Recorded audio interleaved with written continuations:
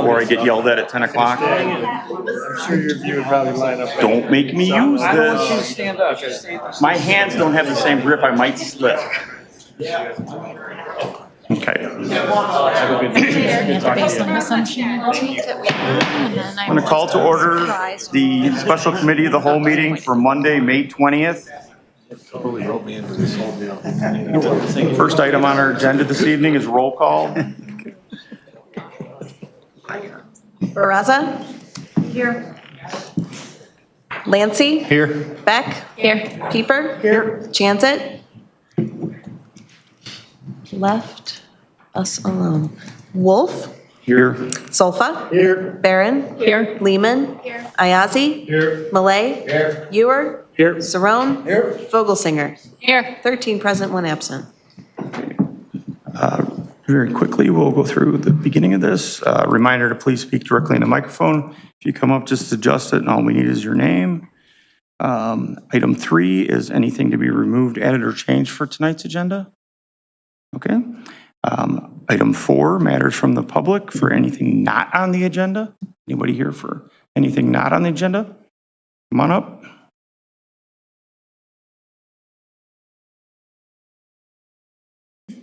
Hi, Bill McGrath, 407 Elm Street. I just wanted to thank my wife because she doesn't like to pat herself on the back, but I don't know if you noticed all the planned things that have been done along Wilson Street in the last week. She organized, I think she organized people to adopt 14 different planters along Wilson Street.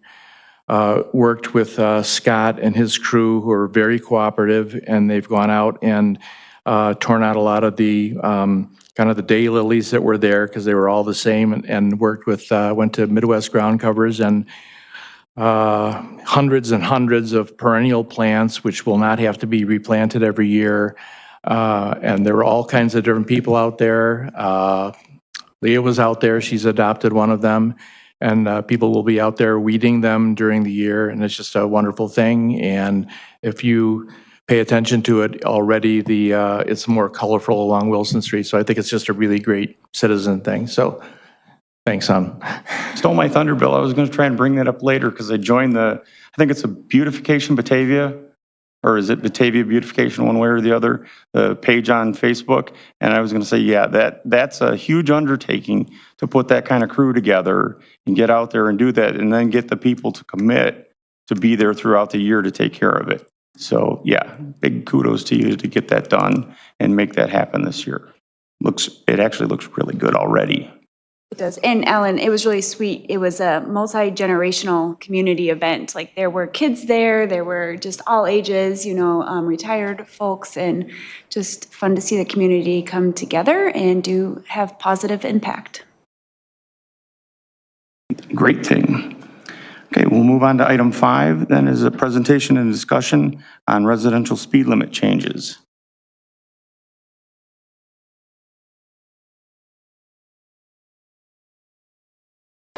Hello all. Let me quickly share my screen.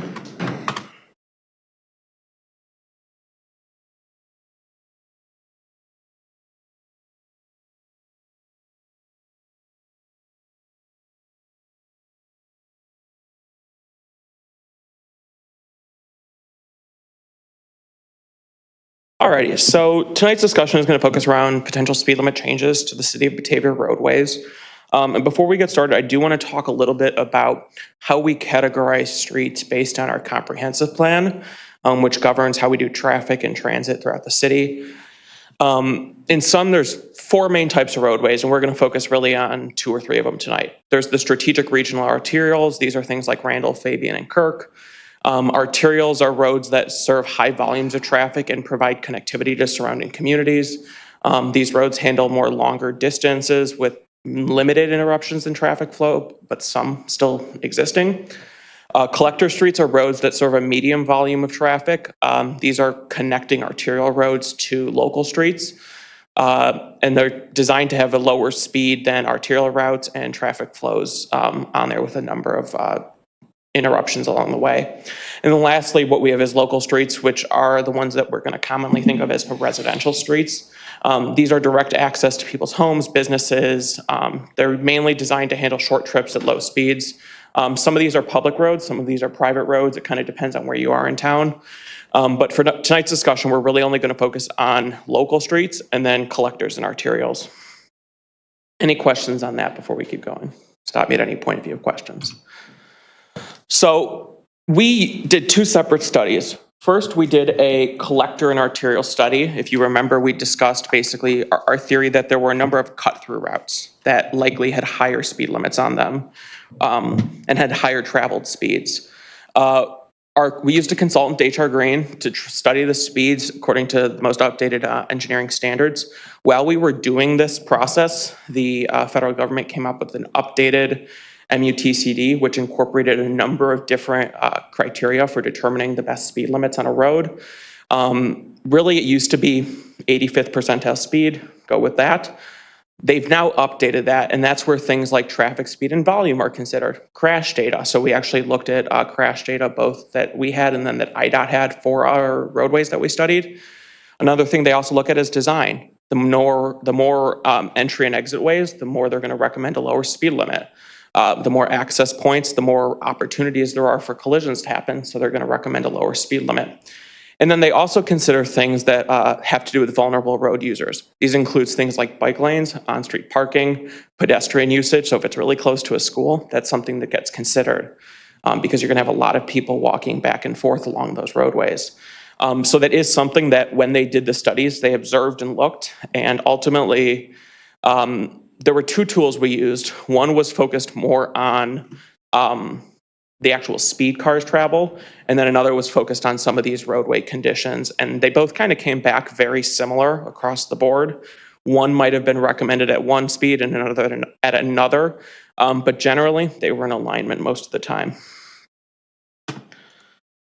So as background, on October 2nd, Council approved the Resolution 23-116R, which did those cut-through routes. Those were Western, McKee, Woodland Hills, Pine, and Hart. The data we got back show that all of those streets are warranted for 30 miles an hour, with the exception of Woodland Hills Road, which was warranted for 25 miles an hour. That prompted the discussion of whether that data from Woodland Hills was enough to justify lowering speed limits throughout town.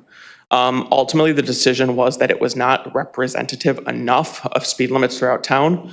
So we did another study that focused on residential roadways, or these local streets as we call them in our comprehensive plan. So that was by advice of legal counsel that we really wanted a representative sample of streets throughout town, and that's what we went and got.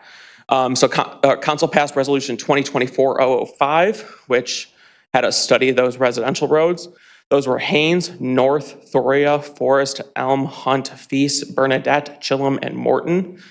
And like most things, we got a mixed bag of data. 6 of those 10 segments were warranted at 25, 4 of 10 were at 30.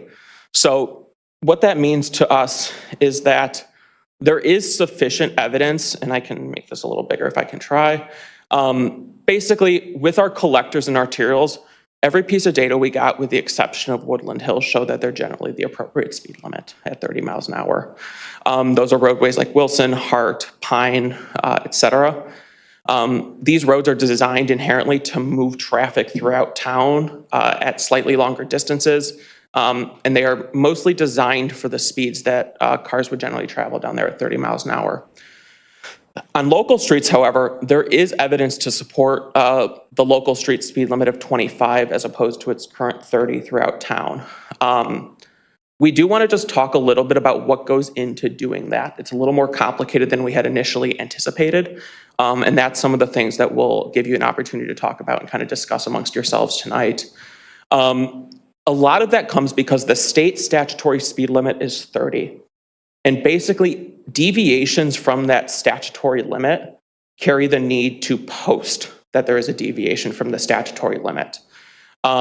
So based on our reading of the guidelines from in the MUTCD and the Illinois Vehicle Code, things like 25 unless otherwise posted are not in compliance because the statutory speed limit is 30.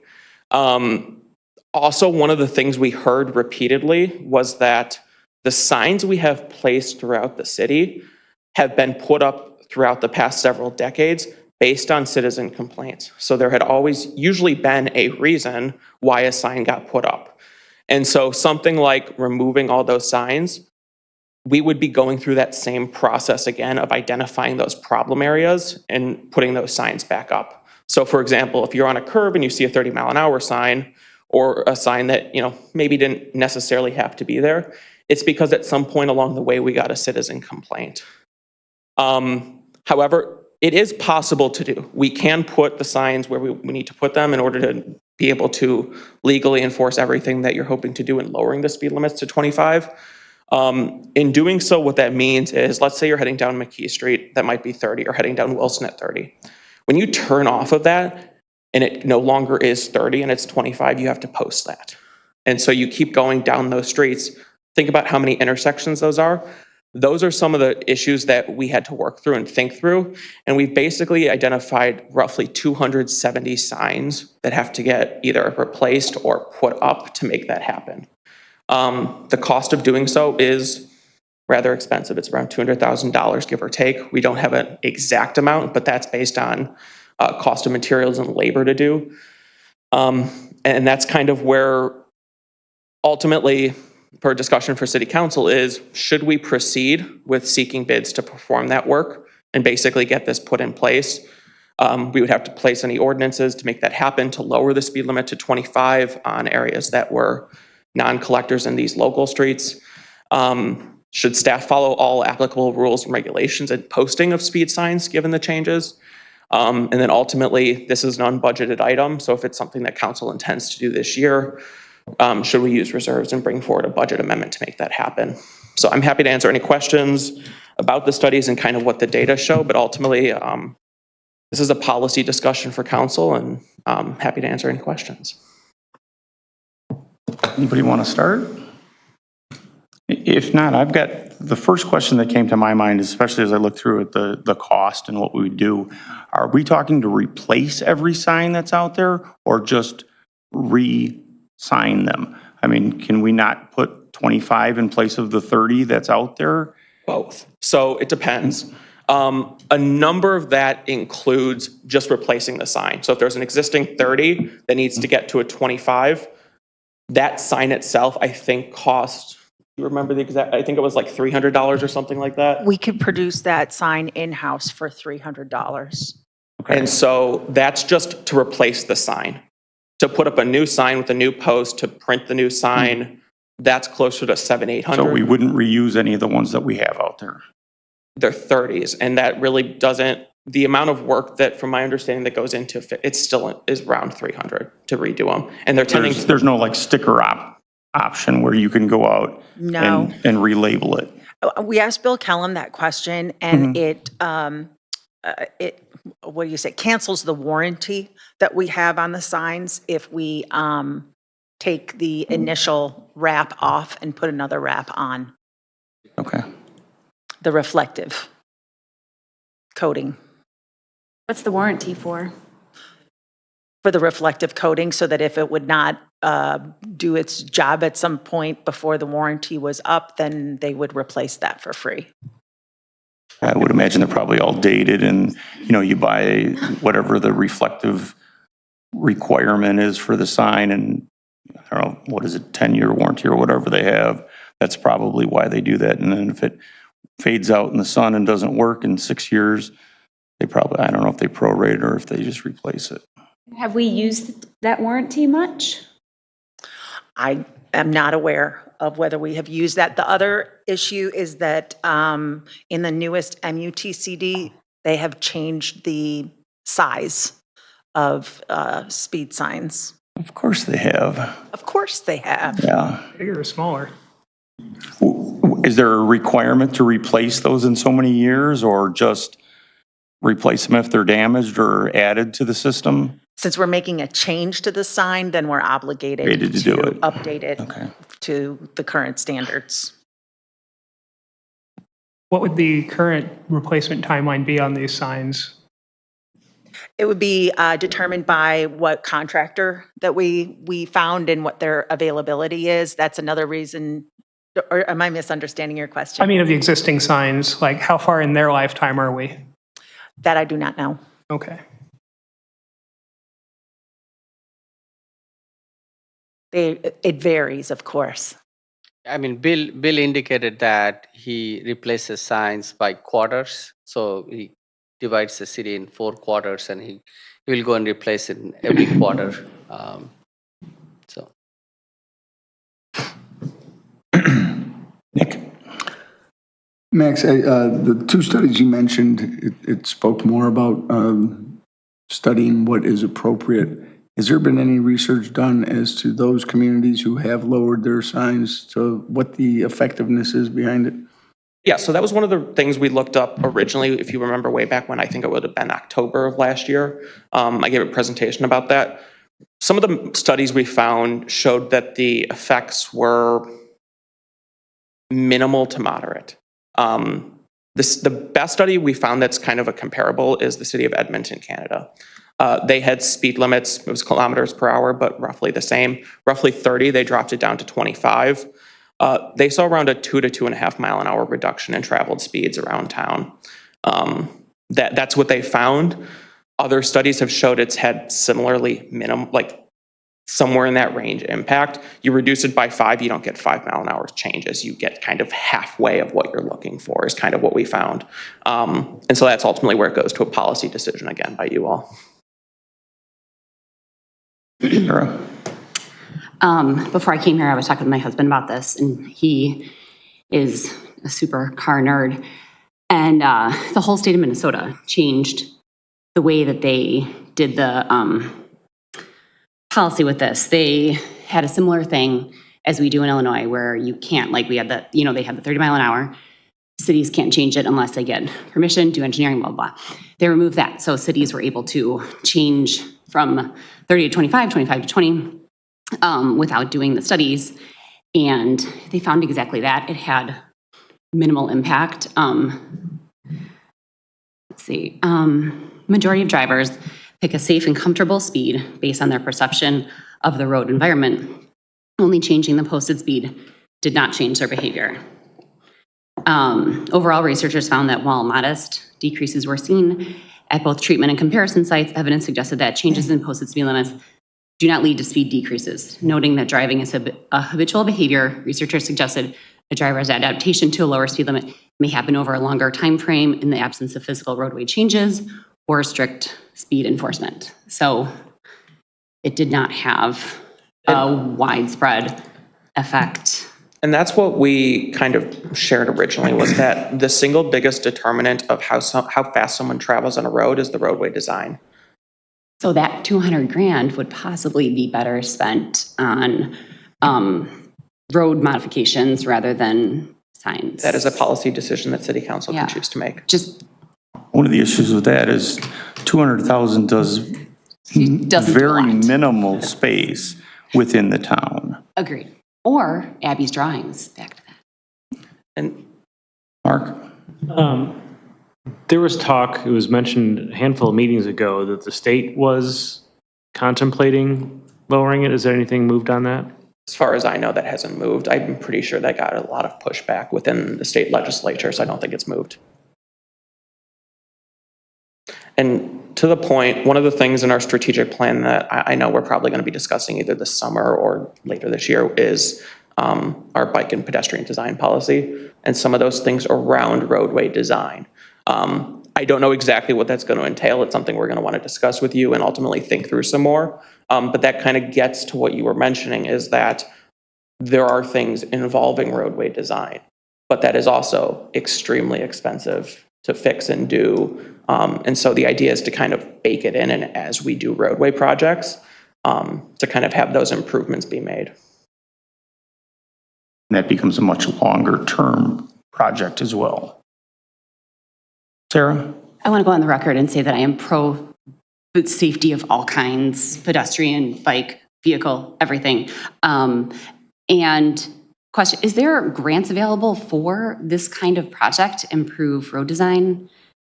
That I mean, there are grants available, and we keep applying for those grants. But we are not always successful, and uh, they want to give you grants for roadway reconstruction. Like if you are going to reconstruct the entire roadway and put a bike path and all that, like we did it with Main Street. But making small enhancements project, they are not really out there with a lot of money with that. And we were recently successful in that, in getting a $1 million grant through the ITEP program for the road diet. Right. And I think that to me, in my mind, one of the things I thought would be good about lowering the speed limit, especially on the streets that we have that have bike lanes in them, is that's where you want to keep the speeds down, where you're mixing traffic on those. I think that's extremely important that we think about that as well, that not only with roadway design and adding the other things to it, but overall, that the speed limit being lowered, especially around those areas, is important. Yeah, did you hand up? I find this topic just very complicated because we all want safer streets, like we all do. But trying to figure out how to do that effectively, and I think is very, very, very complicated. I mean, I live off of Main Street, and I can tell you that most people drive close to 40 on that regularly. Because that's the comfort level on Main Street. You know, if we're talking about what's the comfort that people just kind of just go to when your brain's not thinking, that's what it is.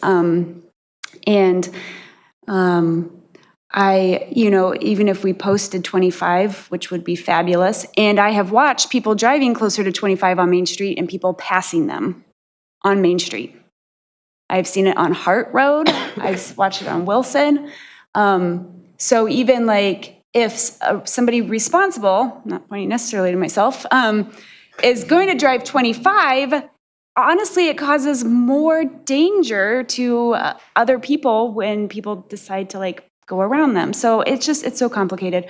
But I'm curious if Chief Mazza has any information like of incidences in our residential area specifically that have been with pedestrians or bicyclists, and then also the bad accidents that we have seen in Batavia, specifically in our downtown and our residential areas on, you know, our main thoroughfares. I'm not thinking necessarily of Kirk or Randall Road right now.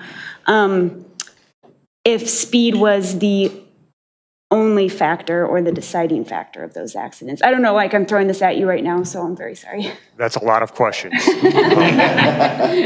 No, what I would say is, so looking at our data from this past year, for example, we were just under 500 roadway crashes, with the vast majority of them not being in the residential areas, most of which were on our arterial roads, the collector streets.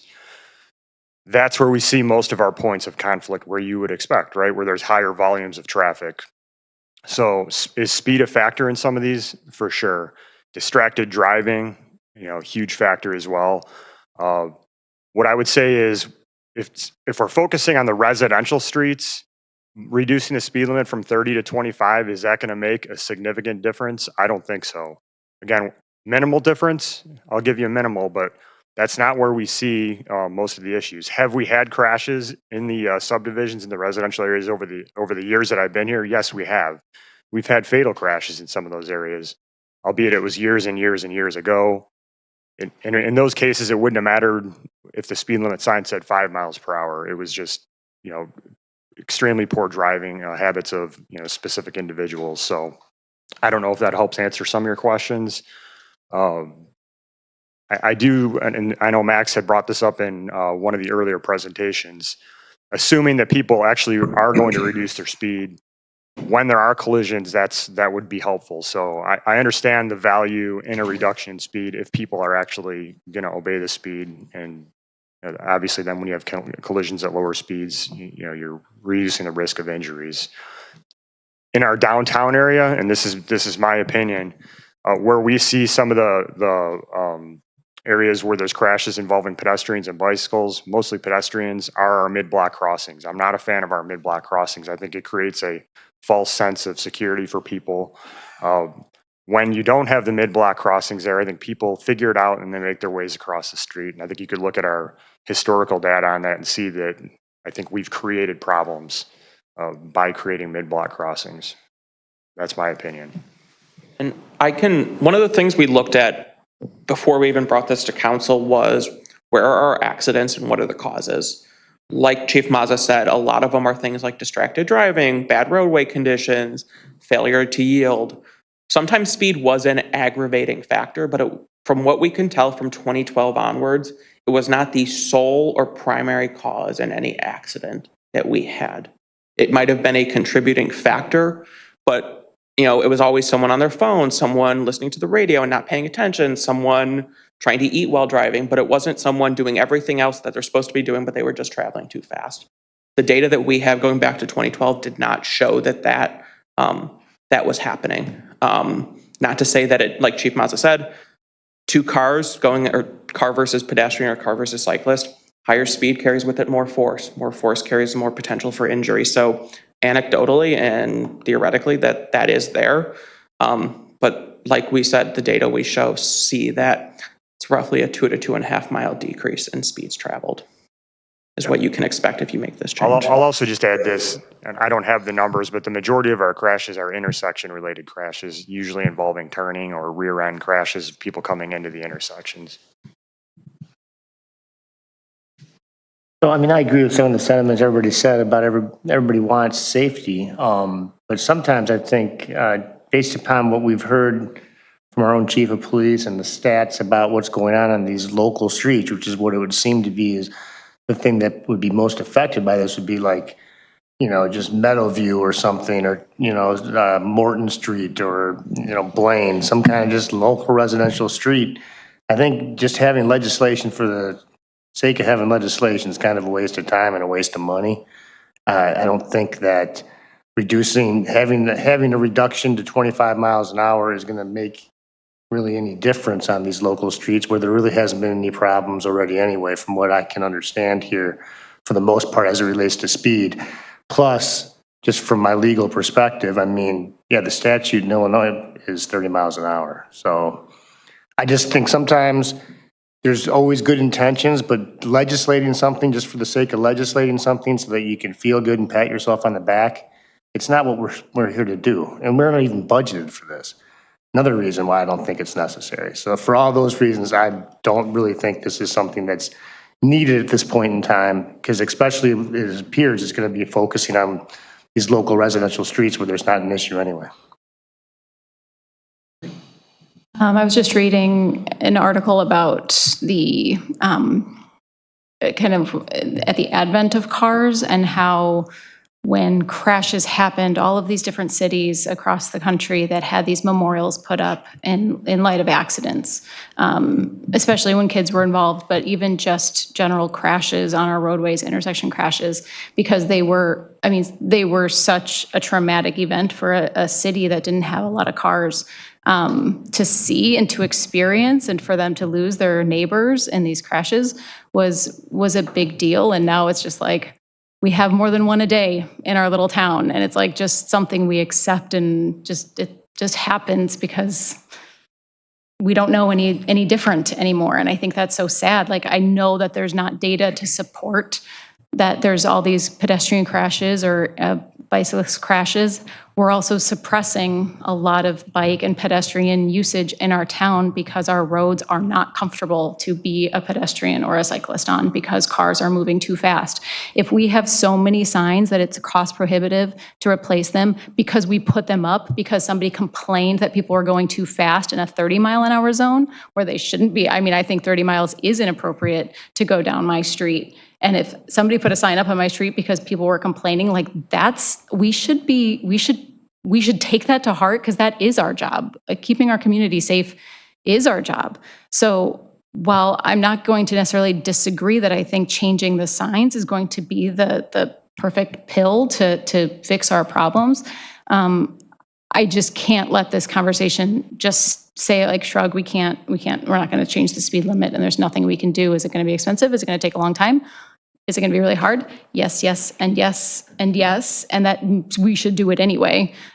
So I think that we should be having a conversation regularly here coming up to talk about the arterials that people don't travel 35 or 30 down, that are way too fast, that are still neighborhood streets. McKee Street is still a neighborhood street. Woodland Hills is still a neighborhood street. Hart Road is still a neighborhood. These roads should be comfortable for people from 8 to 80. And they're not. So we have the power to make a difference, and we should do something. And I will support this. I will support changing it to 25 because I do think it sends a signal to our residents and our people coming through town that this is something we value and we want you to slow down, and safety is a primary concern, and we're going to put money where our mouth is and do something. Adding to that, there are other benefits that slower speeds can provide. For instance, going from 30 miles per hour to 25 miles per hour carries with it a roughly 60% reduction in noise, which goes a long way towards just improving the livability of our community, as well as providing, shorter stopping distances of vehicles and just general comfort level on our streets, not only for people living there, but also people walking and biking through. So much like what Abby was saying, a lot of it's about setting the tone of the discussion more than anything, and hopefully moving us towards designing our streets with that in mind. So I do see the issue of kind of putting the cart before the horse, as it were, of leading with speed limit, but it's where do we start? Do we start designing our streets to support those lower speeds and then specify the actual speed limit, which is going to take a lot of time, as streets just become, get worked on? Or do we want to send the message now that we are moving towards that and sort of use that to reinforce the importance of those street redesigns? So that's Street. part of it. We've got Water Street all torn up right now. Yeah. What are we doing when we put that back together? Yeah, again, agree. We all want safer streets. I'm not necessarily opposed to lowering the speed limit on certain streets. I mean, I'll tell you, Redant is one of them in my neighborhood. I agree with Pine that Pine's fine at 30, even though it's right next to Alderman Barron's house. She might want it at 25. I think we're, again, assuming that people are going to follow what we're saying in this room. And the fact is that these roads have been what these roads are for a very long time. The same people are going to be traveling them.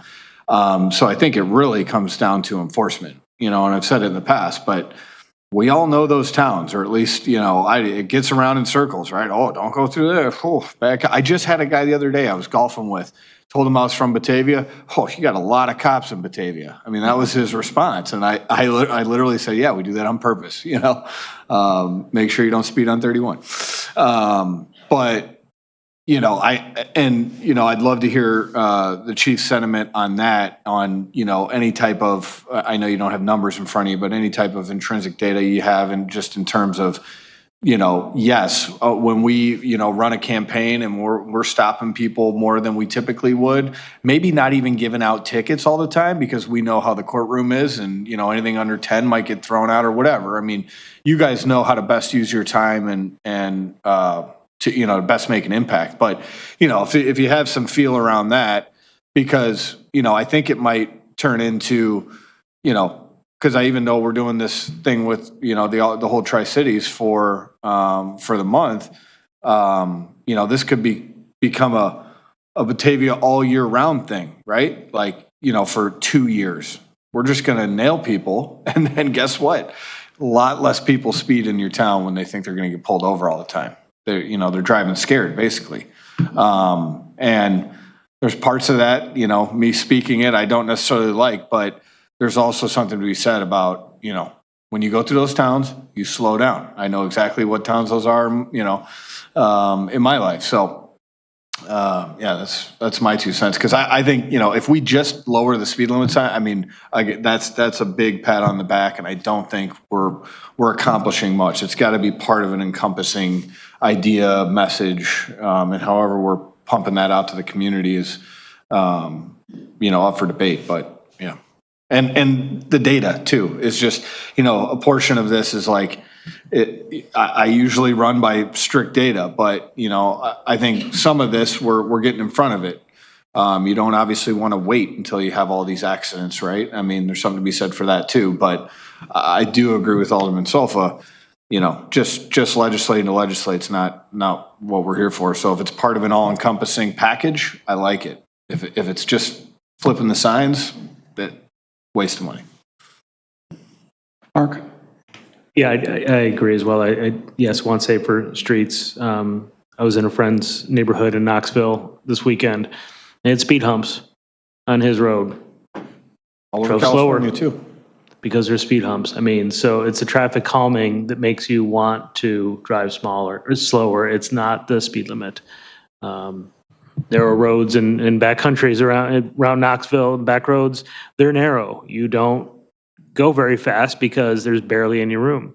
So narrowing streets would be really expensive, but we can do things at intersections at least to calm things down. And I'd rather spend the money there than changing a bunch of signs that statistically show that there's not really a difference that's going to happen. And again, it would come down to enforcement. If we're not doing it, and this is not a hit on the police department at all, you can't have enough police cars out to enforce every city street that we have. So, and if we had that many, well, we're going to need a heck of a lot more than $200,000 to make that happen. So it's not necessarily about the money. I would just rather spend the money in a way to make the streets actually safer rather than just a sign. You had your hand up, Laura? Oh, okay. One of the things that I think about, and this is, this came up back when we started the bicycle commission, or when we started trying to pick routes to have bike routes on, is it had to be part of the bigger picture, part of the bigger plan to be able to go through and figure out what steps were we going to try to take to do that. When we then next kind of, not in the same thread, but dove off into streetscape downtown, it was really part of every block, every plan. As much as they aren't liked, some of the mid-block crossings and the bump outs and everything were put out there to try to calm traffic down, try to slow traffic down. And, over the years, I think it's gotten better where people actually pay attention to somebody standing at that crossing, whether it be at the light or at the corner.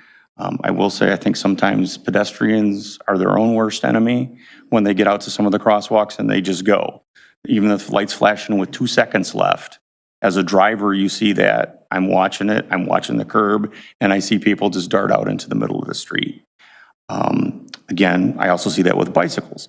You see a certain percentage, whatever you see, as ones that operate within the rules of the road and they pay attention and they actually stop.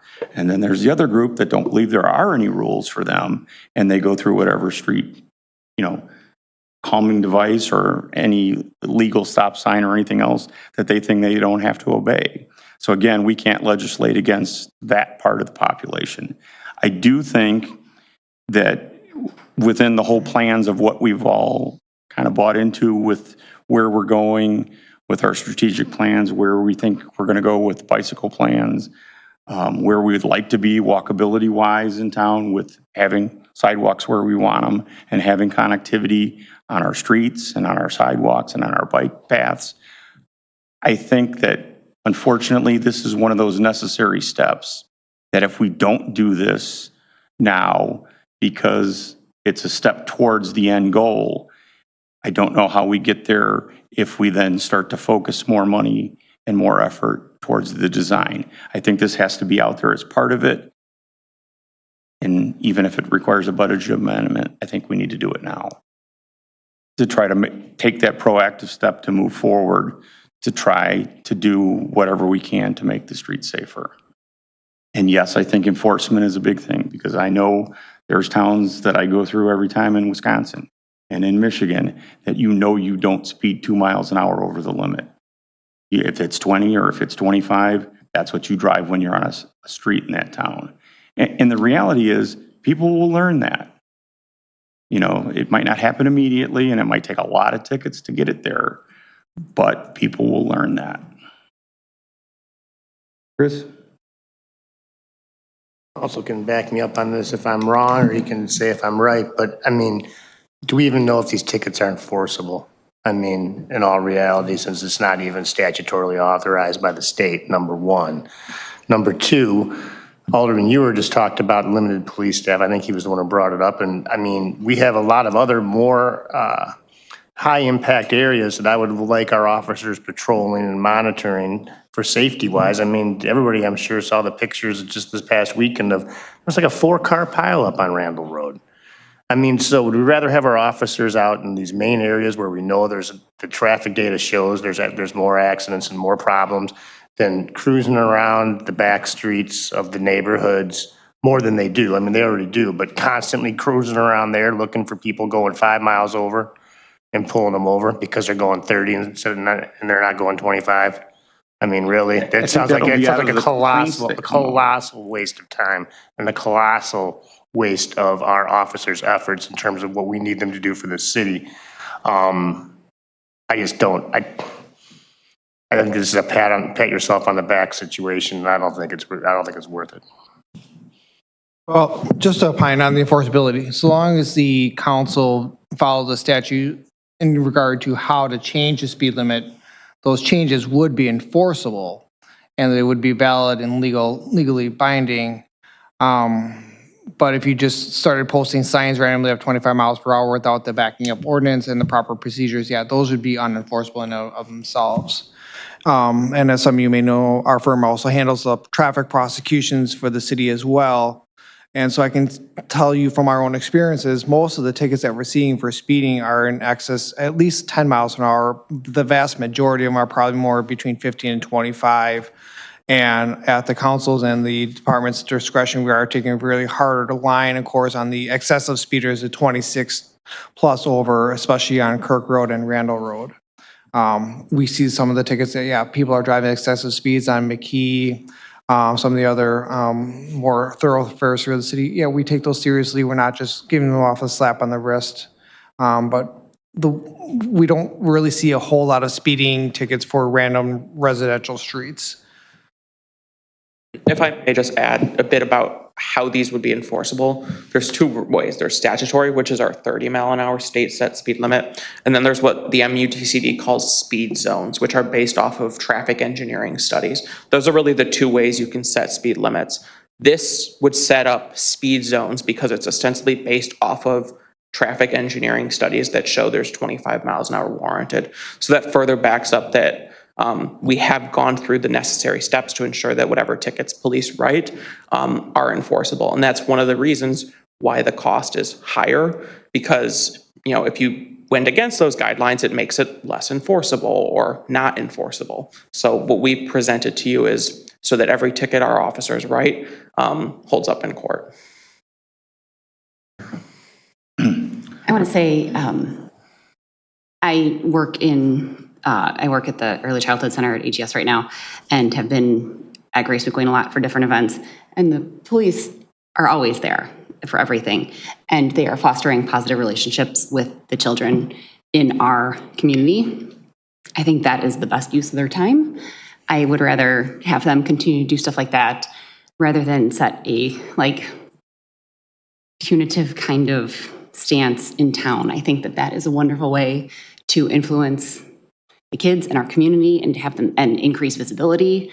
So I would hate to see their efforts directed at catching speeders rather than being available to be in the schools and making that positive impact. Tony? So what we're talking about is local streets here, and we heard from the chief that there's, that's not the worst areas that this is happening. What about, and I'd hate to spend 200 grand and then a couple years later say, we really didn't make any impact. Instead of going all in, what if we chose a part of town and maybe did a quarter of the streets at 25 and see if that has impact. That was something we kind of discussed at a staff level. If there was a desire by council to do so, was to kind of, like Laura said, the Bill Kellum just divides our city into quadrants essentially. If there's a desire by council, we could test it and essentially try it. That's something that council could direct us to do. And I think that would probably be, Laura's got her hand up. Well, I just would say that we should establish what a measurement of success is. Exactly. So that we can determine that. That was going to be my exact statement. It's like, what is the impact? Because if there's not a problem, this is a solution without a problem. So I don't know how you would prove it. You're proving a negative, right? Basically. Yeah. I think we briefly talked about this in previous meetings, but do we have any data from other communities that changed their speed limits and said that they saw impact? Yeah, so like I said, there's been, a lot of it's anecdotal stuff. And that's not exactly the level that I tend to go off of. I tend to go off of what is research backed up, has gone through the rigorous review process of reviewing it and seeing external factors, because a city may have changed their speed limit, but also done a whole bunch of education around it or something. And it was really the education and not the speed limit changes. Like I pointed to earlier, it was the example from Edmonton, Canada, who really, what we found was basically identical to what you would be hoping to do, is change the speed limit, minimal other things. Some education, some, kind of stuff we're already doing. That leads to about 2 to 2.5 miles an hour on these local roads. So they specifically focused on those equivalent style of roads that we have. And that's ultimately what they found. So when they lowered it 5 miles an hour, they saw around 2 to 2.5 mile an hour traveled speed reduction.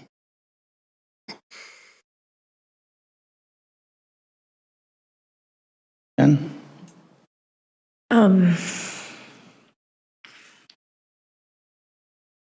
So where we've gotten ourselves into this position where we have these signs all over the place is based on people's complaints. And if we go and lower the speed limit to 25, we're going to get ourselves into that same place again, because you're going to have people complaining that people are speeding through their neighborhood. I live on a busy street. I live on a crossover street. I live by the Redant Raceway. I live by Woodland Hills that has no curves. That is a raceway that's been identified as a very bad road.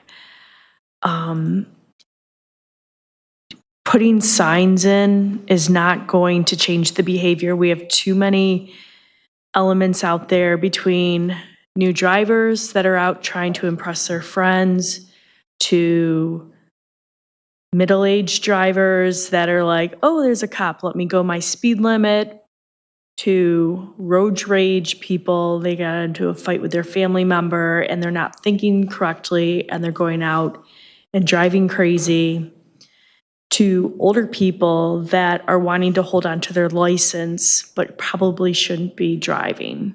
And no sign is going to change a lot of these from happening. In addition to, some of the factors that have contributed with distracting, we cannot not think about the impaired drivers that are out there. One, and it's not in our community, but is pretty close to home, is that teenager that was killed up in Glenview. And that speed limit posted there was 35 miles an hour. And that driver was going 131 miles an hour, and no sign was going to stop that driver from doing what he did. But it comes down to our street design. And if we know that that is what is the issue, that is what we need to begin working on. And I think that before we start throwing signs and a decreased speed, which hasn't been impactful, we need to start working on what we can do to change our streets, and then at that point, if it warrants, looking at lowering the speed limit.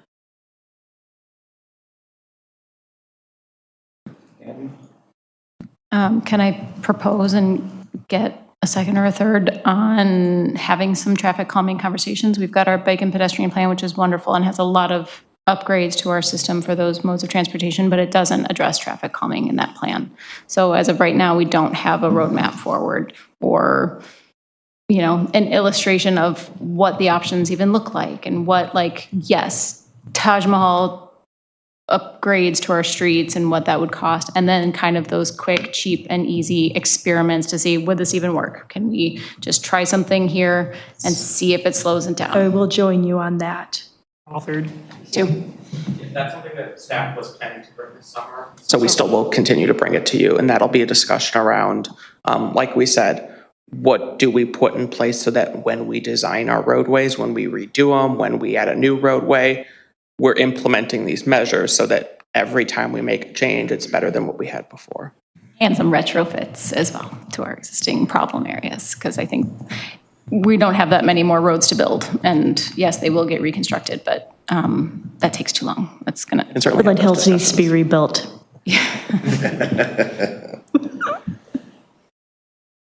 I would just like to make the point on top of all this that on topic of distracted driving and other problematic behaviors, other countries also have cell phones.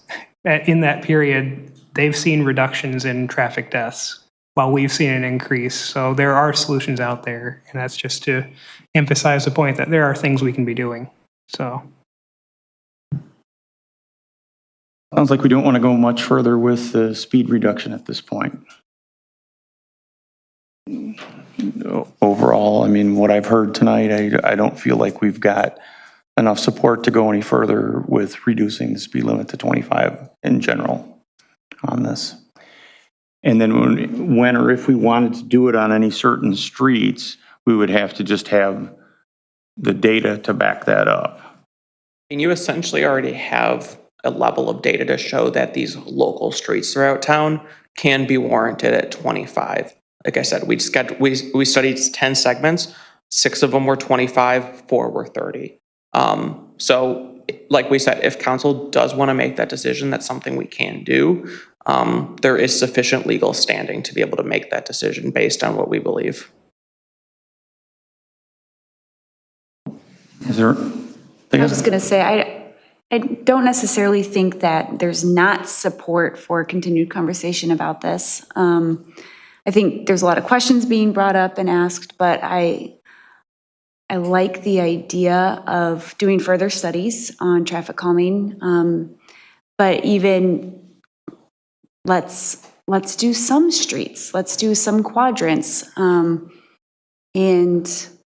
I don't think a lot of us are ready to walk away from this. So, and if you want to do a straw poll or not, but I definitely am still open to the idea of would this have impact in our community even if it would be expensive, but even if it's an expensive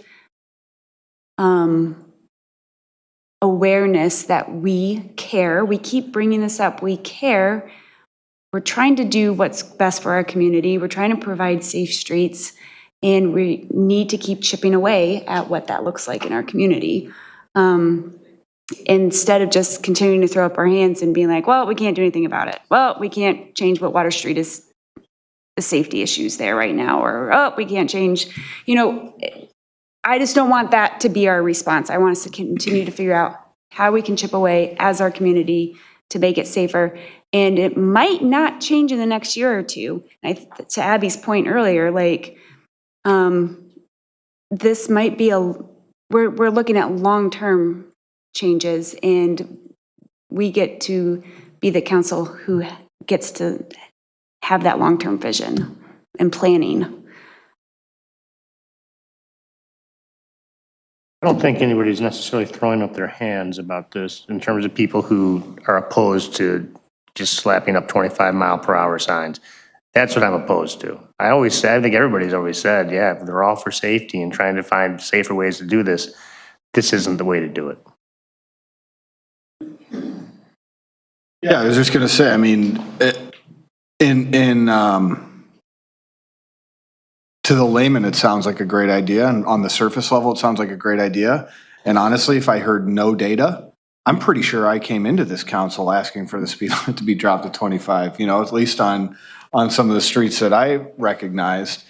But unfortunately, the data just doesn't support it. So as we sit today, those are quote unquote safe streets. We, as the council, want something different, right? I think is what's happening. We feel something needs to change. And, you know, I'm definitely not a proponent of sitting and waiting for something to happen, but I mean, we would look at, if we have 40 years of historical data, I mean, that's something, you know, it's not like we're just looking at 5 to 10 years. So, you know, if we are going to do something, let's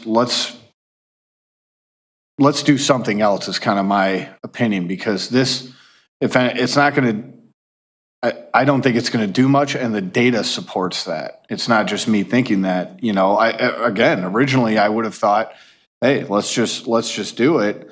But the data is showing it doesn't really affect much, other than what we're thinking or feeling, you know?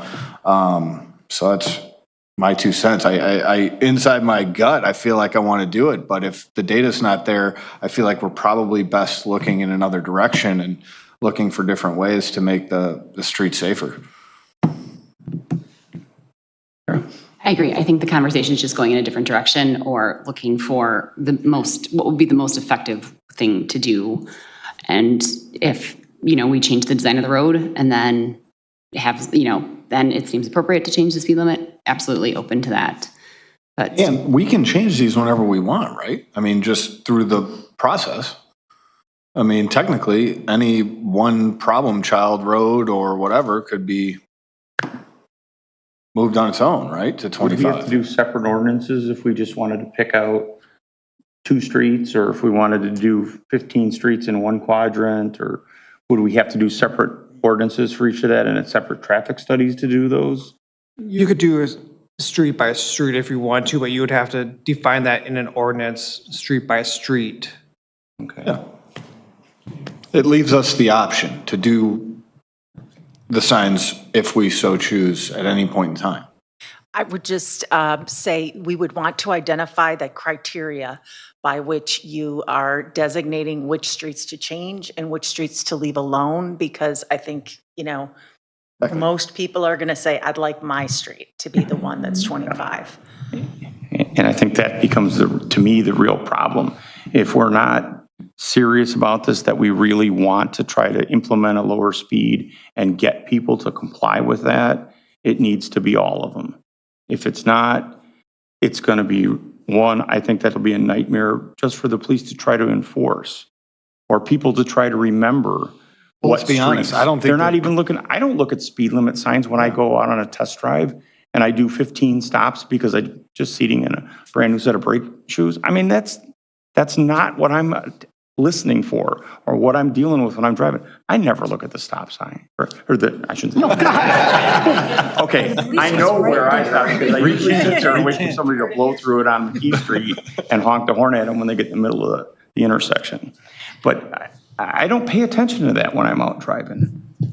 Right, and I think most tenured drivers don't. Right. Right? Again, it's that comfort level. Once you're, I mean, most of us are in the car way more than we would like to admit, right? I mean, for me, it's second home, but yeah, it's a tough one. I mean, as Alderman Lehman says, it's complicated. And again, on the surface level, you want to just go ahead and do it, but it's not cheap. And when we talk about, you know, looking out for our community, you know, it's safety, but we're also supposed to be financial stewards of our money. So, you know, without data backing it up, I find it very hard to go just say, you know what, this is part of the equation. We're going to do it because we feel it's right. It's like, yeah, but why? I mean, if we had a room full of constituents in here saying, hey, show me the data while you're doing this, we can't show it to them. And I guess the reality that I think of, having been on the council as long as I have, we spend millions of dollars every year. Don't even question, what did we just spend $14 million on so far in the wastewater treatment plant? something we were told we had to do. And we don't think about a cost benefit of that. You know, I mean, that's the reality of some of the decisions we make up here. And, you know, I don't want to get to the point where we're going to have a cost benefit, or whether somebody feels safe to walk from their house down to where the bus stop is for their kids, or to be able to live within walking distance or biking distance of downtown, but yet feel unsafe when they're on the street that we've designated as a bike route, or we've put a sidewalk on. You know, that's part of why I still think this is part of the total plan that we need to have for street design, for pedestrian access, for bike and car movement within our city 20, 25 years from now. Are we talking, just to clarify, are we talking every 30-mile-an-hour zone would drop to 25 in the town, or just what we listed up there and tested? It would be the residential streets. Yeah, that's So what, yeah. not the Any arterials residential or street that's 30 collectors. miles an hour in That's town would correct. drop. Okay. That the overall Not counting the collectors, I understand. Yeah. would be 25. Yeah. Mark? So, Alan, one of the things you mentioned is like, you know, we want people to feel safe. Where does that speed limit drop down to that everybody feels safe? Because I feel safe walking around town. I truly do. And I walk on a road to get to downtown because there's no sidewalk there, but I feel safe walking on Water Street. And then when I'm in downtown, I feel safe. And when I walk in the neighborhoods, I feel safe on a sidewalk. So I don't know where that, because that's individual, what people feel safe with. So there's a reason it's 20 miles an hour downtown. But again, I don't pay attention to the speed limit. I doubt that I crack 20 miles an hour driving through downtown because I know that there's a lot of people walking around, and that's what feels comfortable for me as a driver. And I've said this before, the safety of bicyclists, pedestrians, and drivers, we all have to look out for ourselves. Every time you're walking or biking or driving, you have to look out for yourself. You cannot trust anybody else with your life. So I don't know, again, I make the speed limit on every road 15 miles an hour because that's going to make a lot more people feel safer. So I just don't know where it ends because you could just keep on dropping it down because there are places that speed limits are 15 miles an hour. So. Yeah. I mean, my feeling is it is our job to make policy for our community to, as much as possible, to be as equitable as possible, to make everybody feel safe. You know, not just you who are very fit and active and could quickly run across the street, but people who have children, strollers, wheelchairs, walkers, canes. What can we do to set policy to help make this a community where everybody can have access to our downtown, to our streets? And I think that's, you know, the conversation that we just got to keep talking about. And that's my point though. What is that speed limit that makes everybody feel safe? Because 25, I don't want to get hit by a car that's going 25 miles an hour. If I got hit by a car that was going 5 miles an hour, I'd probably be all right. But beyond that, I mean, I wouldn't feel safe by getting hit by any car going pretty much any speed. So I don't know what that comes down to. I honestly, I mean, I know what we're trying to do, but I don't know that it actually solves the problem. And again, I was just on roads that I wouldn't feel comfortable driving faster on than, and I honestly don't even know what the speed limit was, but I wasn't probably going over 20 miles an hour on this road because of these speed humps. So.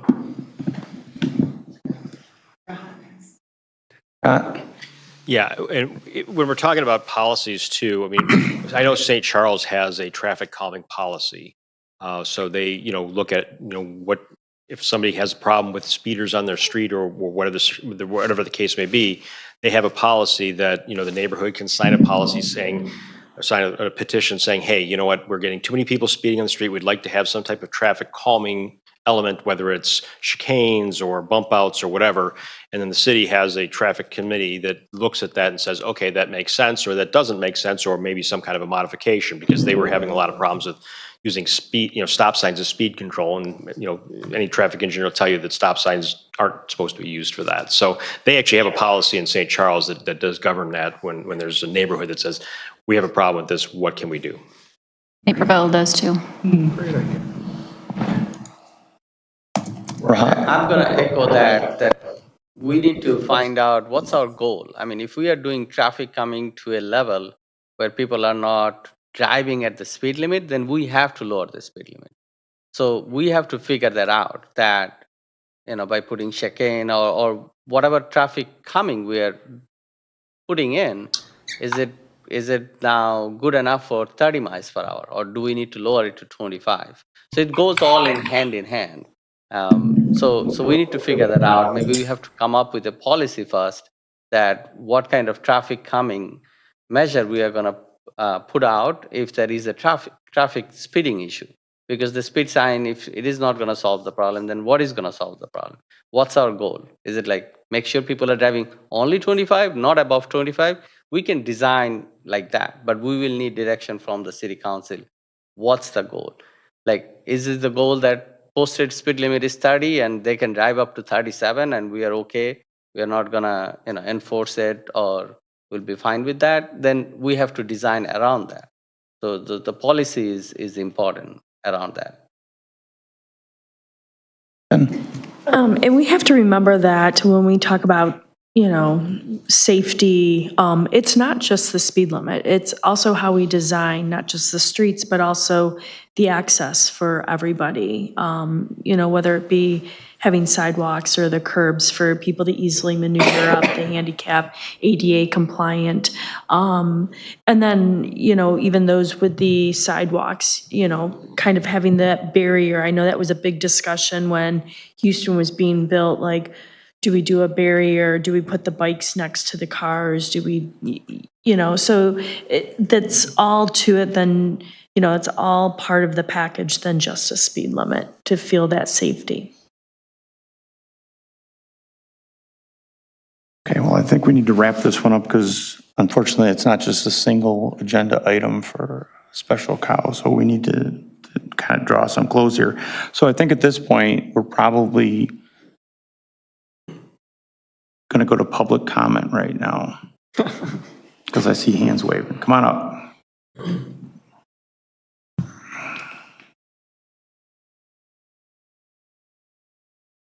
Janetta McGrath, 407 Elm Street. I don't even know where to start. I honestly don't. I want to ask a question, and I want you guys to answer it. Why are you on the council? What was your determination to be on the council? Leah said it's to be a steward of the city of Batavia, right? And I'm just curious, like, can anybody answer why you're here? I had a lot of free time. I've lived in the city of Batavia for almost 50 years, and I thought my expertise could offer support for the city in its management. That's why.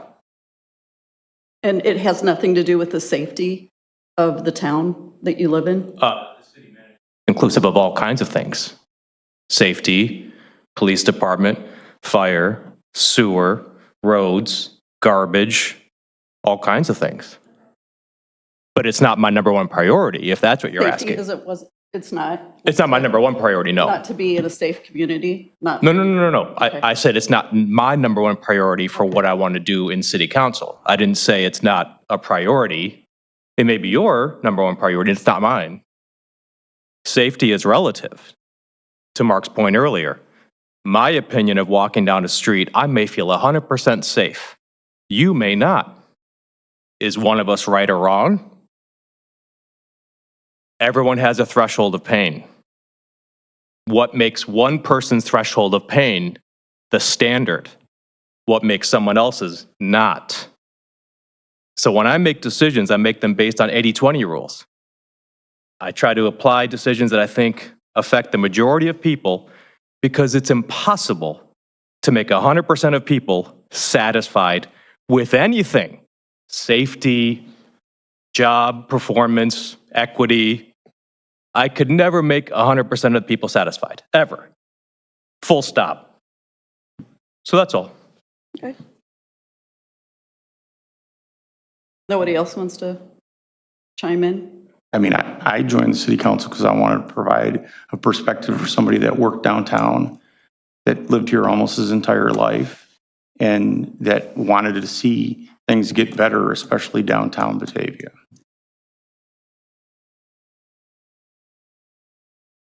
So we're, okay, Dustin? I'm certainly a supporter of walkability and, the safety attached to that. So, which is why I do support this, this amendment.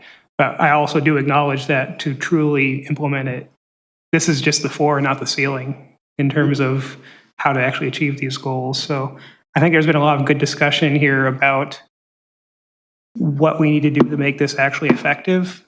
But I, like Councilman Wolf, agree that this definitely starts setting the tone of we want to be pursuing this continuously. So it's a first step. So that's my opinion on it. Thinking about running? I'm sorry? Thinking about running? Oh, yeah. Yeah, I am. Why are you going to run? Why? I think there's been a lot of poor decisions made. I look at a sign that, how much did that sign cost? The new sign that we've got on this building? 135? 130? I keep hearing different numbers. I'm sorry? 10,000. 10,000? It was always going to say Batavia City Government Center. Don't believe everything you read on social Point of order. media. And this is We not should be relevant. following Robert's rules here.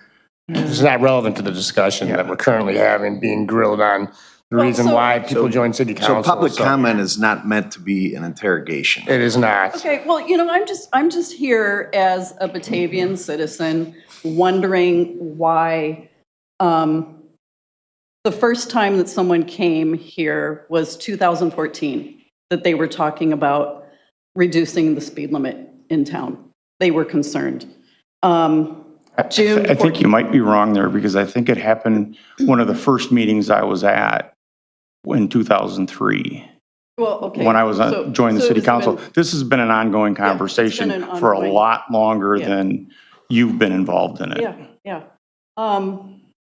June of last year on the 14th, I wrote to some of you, Laura, Jeff, my two alderpersons, and I'm just curious as to why St. Charles, Aurora, North Aurora, Geneva, Naperville, Elburn, Oswego, Sycamore, Warrenville, Winfield, and Wheaton, all of these I spoke to personally. I spoke to the chief or the sergeant of the police department and asked them why they have a 25-mile-an-hour speed limit and when did they do that and how did they do that. They didn't go to the state of Illinois. They didn't ask permission. I think some of them were home rule from what I understand. But I just can't wrap my head around the fact that you don't want to make this a safer community for my grandchildren, for my 20 kids that live on my block. I can't fathom the reason why you won't even consider lowering the speed limit. If you want to experiment on how you could possibly do something with a street that is going to lower someone driving at least 35 to 40 miles an hour on a regular basis daily in front of our home, please use Elm Street as an example. And I'm curious as to what you would do to that street to make it a calm street to drive on. I'll say I'm on the side to pass it, and I can understand the questions that were brought tonight when others on the council want to know what benefit or what quantifiable data they could see that would show an actual reduction in speed. I can understand that. I mean, I get that. And I also get where people question spending $200,000 to maybe get a 2 or 2.5 mile an hour reduction. I myself feel that that's something that we should do, even if it is just 2.5 mile an hour reduction, that there is data that shows that that's reality. Because every reduction of a mile an hour in speed is less damage, less destruction, and less injury. So that's my reasoning for saying why. But I can understand why other people question it. So I don't think it's right to stand up there and ask somebody why they question things, because they have data that shows that it's maybe not the best use of money. My curiosity was, why are people on the council if they don't want to make a better Batavia? You know, That's just your in its- opinion. That's Yeah. your It opinion. This is called consideration. We are doing, this is considering it. We have spent a lot of time considering that on many councils. There's a reason why it hasn't been done yet. There's no data supporting that it works. That's it. Bottom line. I'll keep So going. it's hard to go spend a bunch of money, and then we're going to hear from a whole lot more constituents on, wow, way to go spending the money, 200 grand on stupid signs, right? I'm curious as to what, why I was able to get just shy of 1,000 signatures for people, the citizens of Batavia, that want to lower the speed limit. Because they do. I mean, I'll keep getting. Because and they then- do, and they haven't done any research, and they have no idea how much it costs. No, they and live that's on why the we're streets. here. They live on the streets Okay, where people and are they speeding. feel that they want that. Is it right? So it's our job to collect the data and make a legitimate call, and that's what we have to do. These are tough decisions. It's not easy. We all want safer. So for you to come up here and degrade what we're doing up here by saying none of us want safer streets, please save that. That's not true. You know that's not true. So I don't easy. know that it's not true. Well, All right, that's, sit down and listen. I think this is Thank enough with this. I would like to hear from the chief first. Yeah, And then I- Sarah had her hand up. Yeah, I just wanted to make a comment. Mrs. McGrath, after you had indicated the issues with residential speed on your street, we put our speed display sign out there for both the eastbound and westbound. And I know that our traffic enforcement officer spoke with you. And I could pull the numbers, but my recollection over the 7-day period, we're looking at an average speed of between 18 and 22 miles per hour. There were some outliers that were in the 35 to 40 range. But you're going to find outliers on any street. The average speed on your street for that 7-day period that was chosen for both east and westbound was around 18 to 20 miles per hour. You're shaking your head no. Do you have the data to dispute that?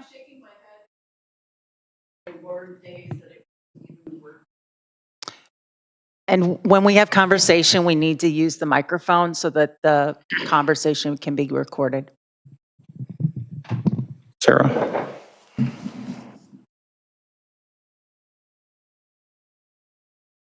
It is clear to me that you have not listened to a lot of meetings to stand up there and say that we do not care about safety. That is one of the most, we had a 4-hour meeting last week that touched on safety for about 3 hours. This, exactly what Tim Lancey said, there is data, there is research that goes into this. Do I want the safest Batavia? Yes. Do I have kids that ride bikes and walk and run? Yes. I want it to be the safest thing. I want to spend our money wisely. And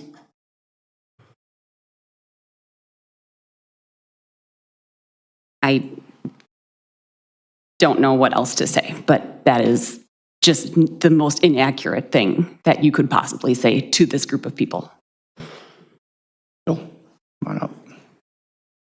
Bill McGrath, still live at 407 Elm. And I think one of the issues with the speed measurements on any of the streets is that the way it's done, you put a big sign out there that tells you what your speed limits are, and then it takes the data, as opposed to secretly doing it when you don't warn people.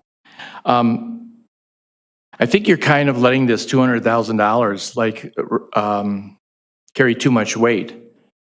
You're going to be spending the money anyway. Your signs are not conforming with the MUTCD, whatever. So as each one gets worn out, you're going to replace it with a brand new sign. And I can tell you, $200,000 today, $500,000 over the next 10 years. So the money isn't, I don't know if you're listening to the people. Besides the 1,000 people, even Laura herself said, you better be careful just lowering a few streets because everybody is going to want their street speed limit lowered. Isn't that what we're here about? The citizens, they're all going to want their speed limit lowered.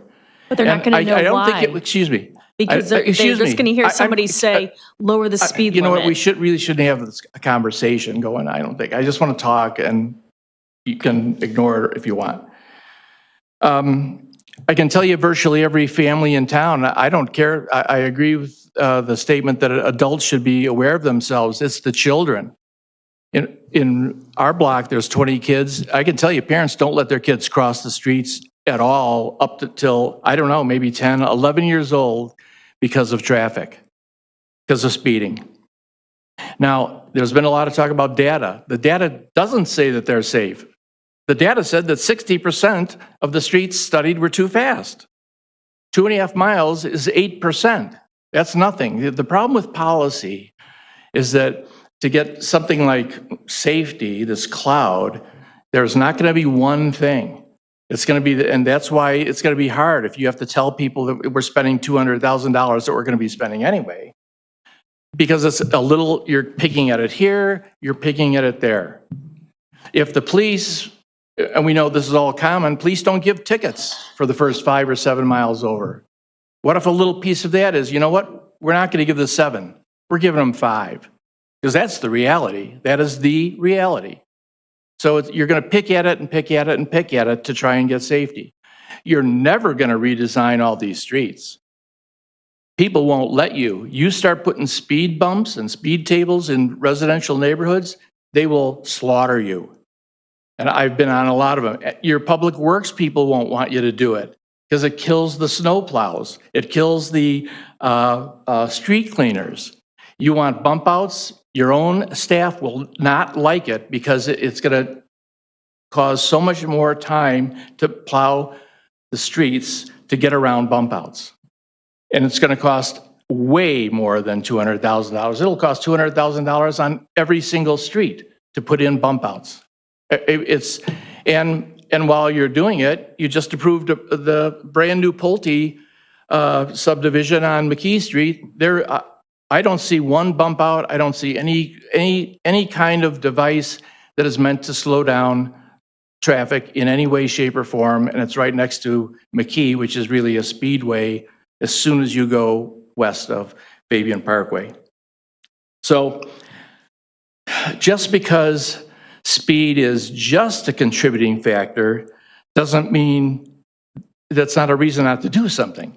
If you can do something and actually help with a contributing factor, then you're taking action.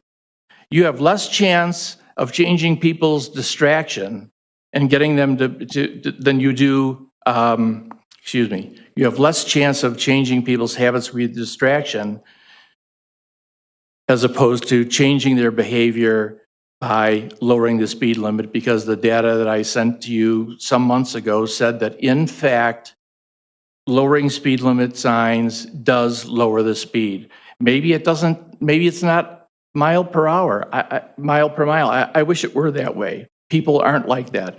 But will it help a little bit?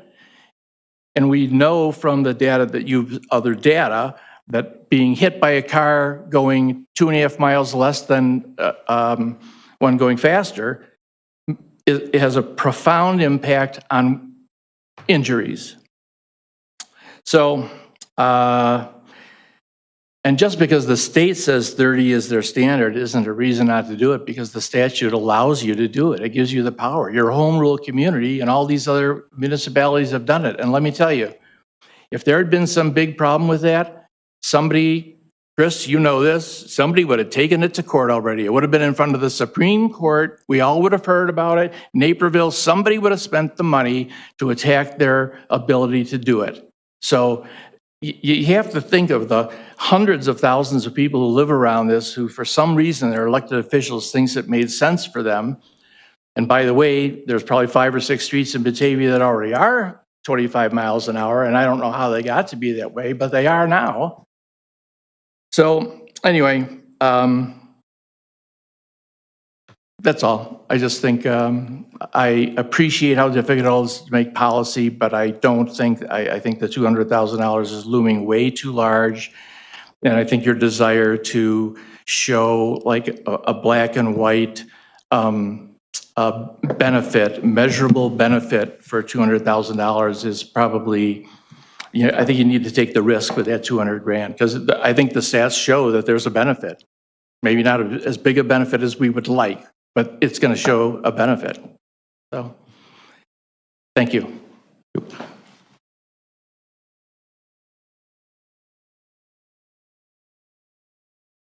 Okay, on this, one of the things that was in the memo that came out was whether or not we wanted to proceed any further with it. Do we want an ordinance drawn up to pick streets to lower, or do we want to just let it go for now and find out how we fit that into our overall strategic plan moving forward?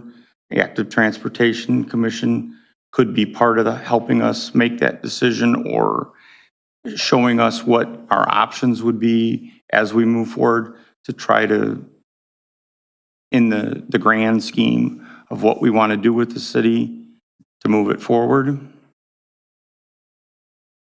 I'll quote Alderman Ewer on this one and just say, as for local streets, like I said at the very beginning of this discussion, we have a solution that doesn't have a problem. There's no problem right now on these local streets. There's no data showing traffic accidents involving pedestrians and bicyclists on these local streets. I mean, the chief has said it to us already a couple of different times.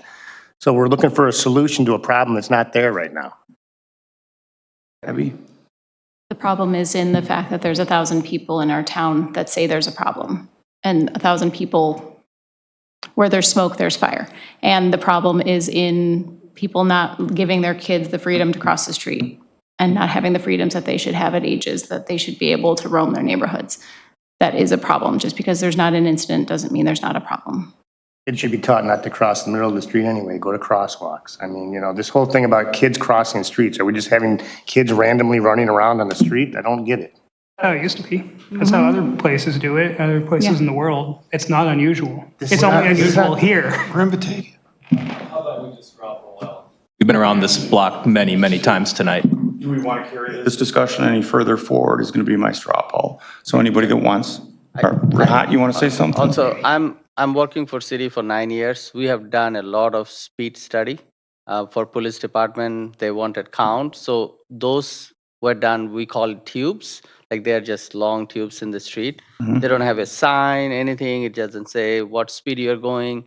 We have never found any street where there is an issue with speed. It's always, if 30 is the posted limit, we have found it within 31, 32 is the average speed. Obviously, there is outlier, somebody's going 45, but average we are talking about is we always found 31 to 33. I just wanted to put it out there. So. Okay. So I guess the straw poll is going to be, do we want to carry this discussion further and ask for any legislation to pass, or I guess pick out if we wanted to do a quadrant, which I don't think is right, or do we want to go to a full speed reduction? So I guess, do we want to carry this discussion any further? That I guess should be the straw poll, because we obviously have spent a lot of time on this over the past year. The conversation about speed limits or traffic calming in general? Yeah, agreed. I agree with that. Yeah.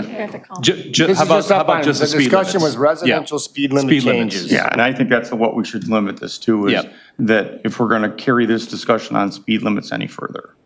So those in favor of going forward on speed limit discussions?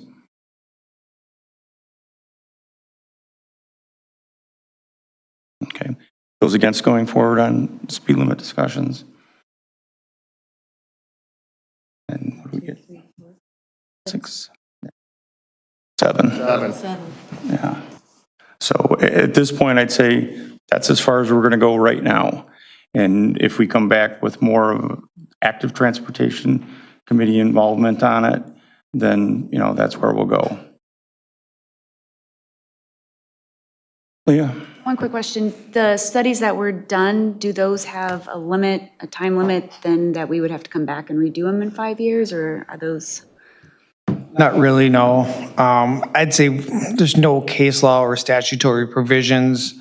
I'd say like 5 to 7 years would probably be reasonable. If you come back another 15 years later and want to use these same studies, that might be an issue, but there's no real guidance I can provide you other than what would be reasonable. Okay. All right. We have two items and then an executive session. Do we want to do both of those quickly? Okay, come on up, Max. I appreciate everybody's willingness to stick it out through this and get to where we get through We're this. already at our 10 o'clock rule. Yeah, and one of the things I want to talk to, and I'm going to say it right here in front of everybody, we need to start limiting these. When we said we would do these extra meetings, that there were going to be one issue items. So I'm going to push staff to get back to one item. We're doing our best. It's, as you can see, all of our I cow agendas are. understand, but you know, we need to get through them. We need to give the time due to the things we need to talk about, and we need to spend less time. Or if we're going to have a special one, just do it on another Tuesday. I mean, you know, instead of trying to back them on the same day. So these two items are just basically seeking approval. There was discussion with council wanting to see the RFPs before they went out. So we're bringing that before you tonight. One RFP is to do the energy rebates and home energy improvement audits. We would be seeking a firm to run, administer, and support that program. The anticipation is whoever we select would be a discussion with the Environmental Commission as well. Both these were ran by the Environmental Commission in April. They approved them as you see them today. Didn't have really any criticism or anything. They're excited to get this underway. What we kind of anticipate from here is we would put these out, we would get the bids back and see, you know, kind of what the approach is of each of the vendors, and then ultimately bring the vendors before you to have additional conversations about what types of projects you want to see them prioritize within the home energy improvement audits, how many, whether to prioritize low income, all those factors that'll eventually go into deciding basically how the money gets split up amongst residents. So this would be to issue both RFPs, get those out, and hopefully get some bids back within the next month or so. Abby, question on it? I wanted to start with another general comment about the special cows too. In terms of especially this energy audit one, I have a friend in the industry that I wanted to run the energy proposal by to get his feedback on the process. I also sit on the board of Community Contacts, which does the low income energy assistance program, and I wanted to hear the executive director's feedback. And one business day is just not like getting the agenda on Friday afternoon and then having to make an approval Monday night. Like I just don't have, one business day is not enough time to like do research and do outreach. So all that to say, I was hoping we could table this one. I haven't even gotten the email out to the ED over at Community Contacts yet. And the one criticism that I did receive from a quick review by my friend that's in the industry was that not having the same person design the program, manage the program, administer the program, and do the audits, you lose some checks and balances there, that the same person shouldn't be qualifying that the work was done well and done to our standards, being the one doing it. Like most of our projects are done with some different firms involved. So I'll share that feedback with anybody that wants to see it from him, but I would like some more time because he sent me a very long email and I didn't get a chance to go all the way through it either this afternoon, so. I moved to table it. Second. Okay, that was easy. All right, now number 7. Oh, Mark? I'd like to add on to that because I don't know. I'd like some information on how other towns do this because I just haven't seen how these are run by communities that already have this type of thing. And there's probably not a ton out there. It's probably big cities more than anything, or even if it's like how the state does them. And it just seems weird that we pick, hey, you're the winner, you get to do all the energy audits. So I'm just confused about that one. So ComEd has a pretty robust program that they have right now. That's one of the ones that we So looked at how ComEd they're picks a doing it. vendor to do energy audits? That's kind of my question. They said what? ComEd picks a vendor that does the energy audits, the actual. They use an external vendor for energy. Oh, they do it themselves? Oh, okay. That explains it. Before we get into much more And they discussion. also charge all their customers for doing the energy audits that they pretend that they do for free. And before we get into a whole forget lot the more surcharges. comment, it's already been tabled, so we need to vote on tabling it. There was a motion and a second for table, and I'd like roll call now. Beck. Connolly. Nope. Not here anymore. Sorry.